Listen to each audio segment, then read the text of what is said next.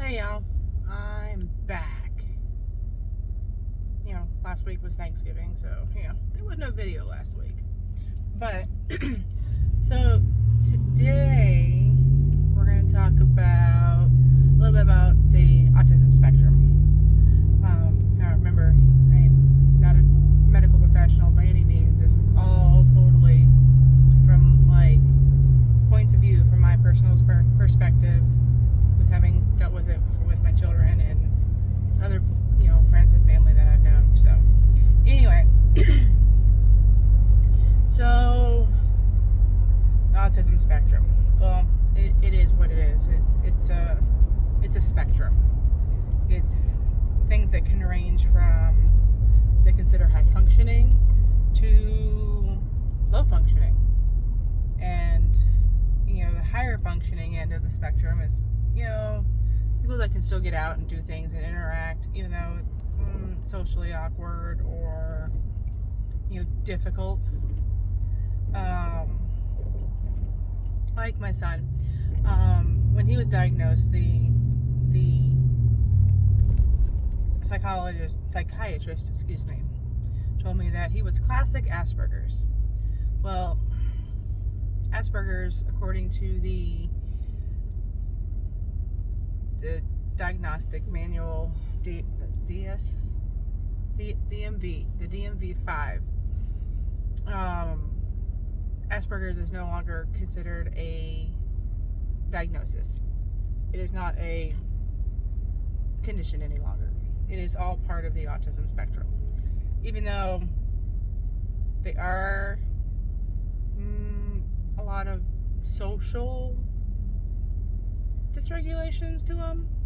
I mean, a lot of the people on the spectrum have their biggest issues are with social interactions. Now, so is the Asperger's, but there are lots of differences between Asperger's and the whole autism spectrum. But we're going to compare apples and oranges here. They're going to tell you they're both fruit. It's whatever. Anyway, so a lot of the times the autism spectrum, they'll have delays in things, delayed speech, maybe even delayed motor functions. So my son never had any of that. So it was definitely much more difficult to get him diagnosed, even though we knew there was something off. And also, he was diagnosed as ADHD. So it was a common thought. I don't know when the thought changed, but it used to be a common thought that if you had ADHD, there's no way you were on the spectrum. Because those were two polar opposites. Well, you can be ADHD and be on the spectrum. It just makes your head a lot more muddle of a place to be. But similarities between ADHD and the ASD is people thrive off of routines. And I talked about routines in the last video. But like my son, when he was little, if anything fell out of routine, it was a whole meltdown.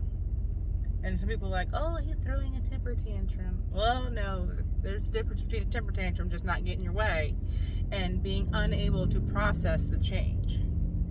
It throws your whole thing off. So, like when he was little, like 2, 3, 4 years old, if we had to go to the grocery store after, daycare, after work, it was a whole, either I took him home first and left him with his father, or, it was constant reminders, constant, days in advance. You remember, tomorrow we're not going to go home right after you leave school. We got to go to the grocery store. The morning of, now you remember, we have to go to the grocery store. And when I picked him up, we got to go to the grocery store. And cross your fingers, knock on wood, pray to God or whoever it is you want to pray to, that you were able to make it in and out of the grocery store without a meltdown.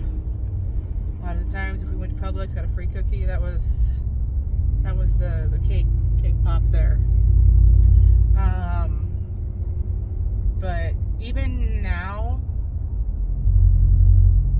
at 15, if I say, hey, I gotta go, like, I don't have to give him as many reminders, but I can pick him up from school and be like, hey, we gotta run by the store. And he'll look at me and he'll be like, what are we getting? And I'll list off X, Y, or Z. And he'll still he makes me stick to that, like, X, Y, and Z. Okay, you've got X, Y, and Z, let's go. And, but I'm gonna go look at clearance.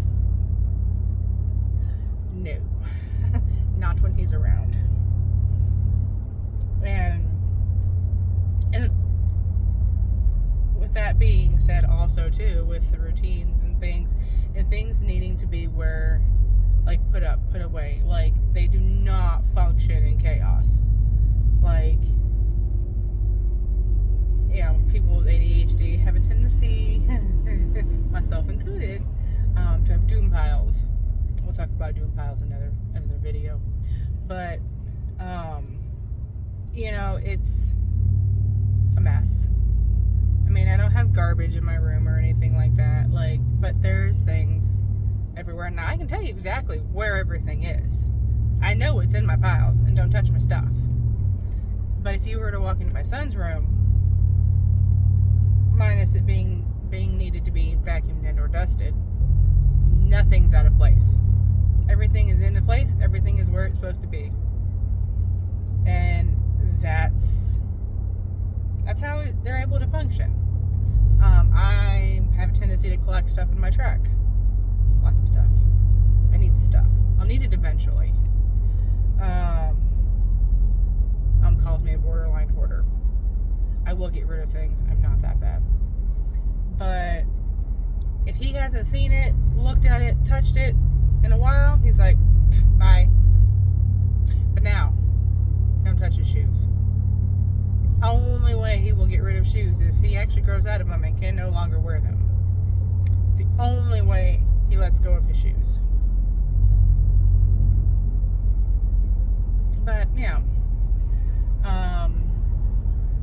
So yeah, it's kind of a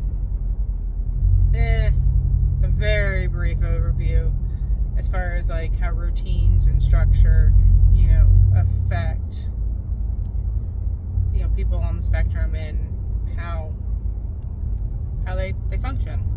I mean, there's lots of things to go into, but that's all I have for today. So if you like it, hit subscribe. I'm gonna try to stay on my routine of posting a video a week. We'll see how well that works.